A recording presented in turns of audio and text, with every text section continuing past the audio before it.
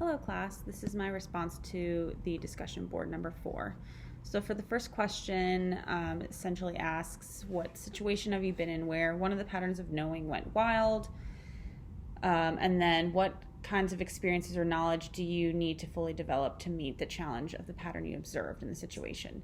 So the situation I'm going to use as an example is of a patient of mine. I'm a nurse on labor and delivery. She had delivered at home, 17 weeks, so really sad.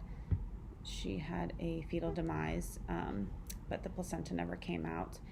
So literally the baby was still attached to the umbilical cord in between her legs. Ambulance picked her up. She got dropped off in the emergency room, and she was a Spanish-speaking patient, did not speak any English, was all alone, and a clinic patient. So the residents are the primary physicians for her. And she was down in the emergency room for 5 hours with her baby in between her legs. No one thought to cut the baby away. I don't know if she even asked, but I can only imagine how upsetting that is to have your dead baby in between your legs for that long.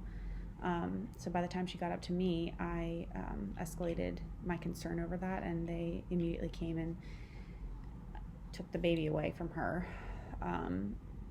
But I guess for me, emancipatory knowing really showed in this situation, because to me, I think she didn't speak English, there was like a social injustice here where I think a translator should have been used.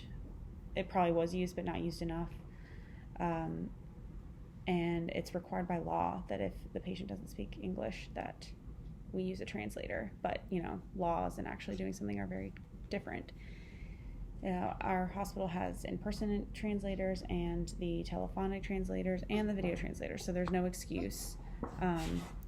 So for me, by escalating the situation to the residents, I told them, you need to cut the cord, get the baby away, out, and then you also need to be utilizing the translator because she's been sitting here for 5 hours with her baby in between her legs. That's not okay. And then just to kind of iterate on emancipatory knowing, according to Chin and Kramer, it's involved with being aware of social and political injustices, the system and social process in which these injustices exist. So that being my hospital, and then the injustice being she was not provided with enough of translating services to give her the best care that she could have had. And then how to change these injustices is, escalating my concerns, speaking with the physicians and the residents about my concerns, and then, kind of keeping tabs and making sure they're actually, for the next patient who doesn't speak English, that we're utilizing the translators for every interaction that we have with the patient. And then the next question, based on your understanding of the readings and your own practice experience, what are the strengths and benefits of empiric knowledge as a way to inform nursing practice, and what are the limitations?